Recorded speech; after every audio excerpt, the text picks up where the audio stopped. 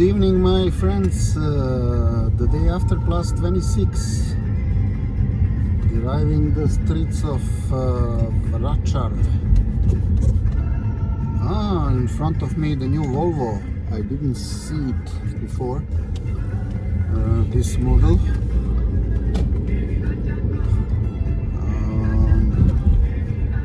Volvo is a nice car. Opa, Versus, there is some happening at Versus. This is the first time that I see anybody coming to this restaurant. We are in Južni Boulevard, South Boulevard, going to Ada Ciganlija.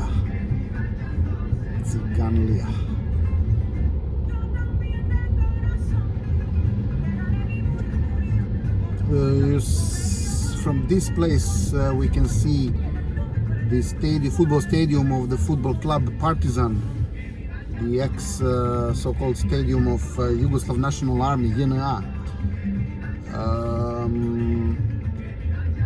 with these quite obsolete reflectors. I mean the light bulbs. I mean the reflectors. And to our left is the football stadium of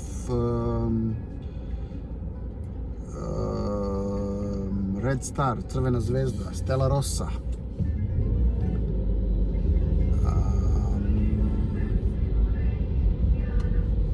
They have more modern, this stadium has more modern, now we can see some of the cranes and these reflectors there to the right. The reflectors are more modern, the stadium is bigger, but it's also kind of already obsolete because there is an athletic track around the stadium, so the distance between the spectators and the field is relatively high, especially at the south and north.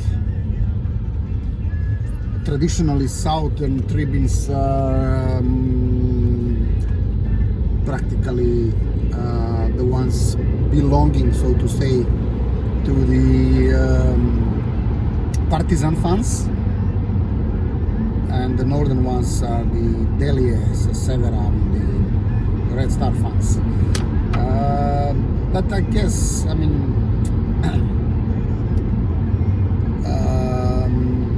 I've been only several times to these two stadiums, both Partizan and Red Star, watching games. And I was either the eastern or western tribunes, how to say. So it's better, it's closer to the stadium, but only when I went to Santiago Bernabeu, stadium of Real Madrid, then I realized how different is the whole feeling when you are looking at it from the very close perspective, because this is the stadium where there are no athletic track around the stadium, so it's only for football, and it's totally different. Although I had some very cheap tickets and I was at the very, very top of the stadium, the so-called pigeon boxes. We say in Serbian golubarnik, but I guess this is the more or less standard term.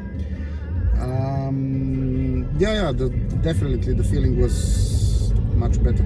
Interestingly, how I got these tickets, because there was a group of tourists from Serbia doing a tour, very nice tour actually. It was Kontiki back then, tourist agency, and we took the tour by bus from Belgrade to Slovenia, Italy. The first night was between Verona and Vicenza in Italy, and then we visited Verona, of course, the arena there, and the house of Romeo and Julia, allegedly. and then continued further to Genoa, and then to the Côte d'Azur, and then reached Monaco. And we slept the second night. We slept at Nice,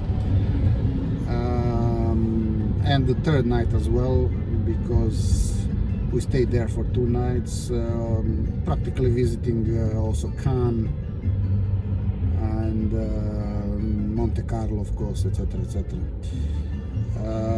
And the Verenica, which is really nice, especially the old market. The green market at the old Nice is the most spectacular that I've seen in the world.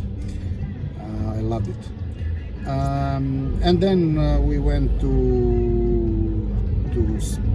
Arles, and then to Spain, to Catalonia first. We stayed close to Barcelona for, I guess, also 2 nights, I believe. And then via Zaragoza to Madrid. We stayed there for 3 nights, if I'm not mistaken. And then continued, or 2 probably, and then we continued to Lisbon, and there we stayed another 3 nights, and then we returned by plane. So all the trip there was by bus, and we had the bus there for doing some tourist visits, but then returned by plane, and it was really good. It was really good. I loved that trip. But when we were in Madrid, the tour guide took us to the Santiago Bernabeu stadium, and some fellows from our crew wanted actually to buy tickets for the match that was that evening, or the next day. That evening, and they tried to find. Because officially they were all sold, but then these unofficial sellers were there, and they bought some tickets. If I'm not mistaken, 70 euros each. Also, some places very high. At the pigeon boxes. The Ada Mall, the latest shopping mall in Serbia, very nice one, really. And then, as we were practically going around the stadium, the tourist guide was telling us something, and then there was an old man coming to our group and saying something in Spanish and offering some tickets. But rather an old guy, and we were like. We're not sure what this guy wants actually. So we asked because back then none of us has spoken any Spanish, and we asked our tour guide to translate what the old guy wanted, and then it turned out that he wants to give us for free some tickets for the game. And it was, of course, the surprise for us, but we took them. And then we asked our tour guide, how come that this guy wanted to give us for free? And he even did. He also didn't know, but he asked the old guy, and the old guy said,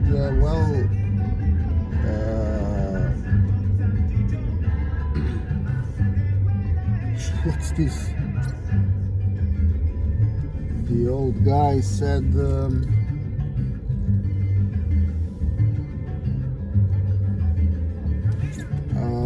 because this is a royal club, according to their statute, they have to give Blanco was the balon. They have to give for free some number of tickets for every game. And usually they give it to some diplomatic, representative office there, embassies or consulates or that. But then for that particular game, for some reason either they didn't have time or nobody wanted them. something like, because it was not any spectacular game. I believe it was again, I mean, Real Madrid against Valladolid, something like that, if I'm not mistaken. And then we took these the tickets, but before that we already bought tickets for the corrida, the fight with bulls, and we then yeah, because there, I mean, it was overlapping somehow, so we could only watch one half of the game. So this is how we did it. But it was April, the month of April, relatively cold, because at the very entrance to Madrid there is a mountain, and it was snowing in late April. I mean, practically around 1st of May. It was snowing in Spain late April. I mean, amazing. Some cars practically just slipped off the road because it was snowing for a relatively short period of time, but there was a thin layer of snow at the highway, and we witnessed the situation where the car just slipped and went out of the highway, with no casualties, but it was a crash. I mean.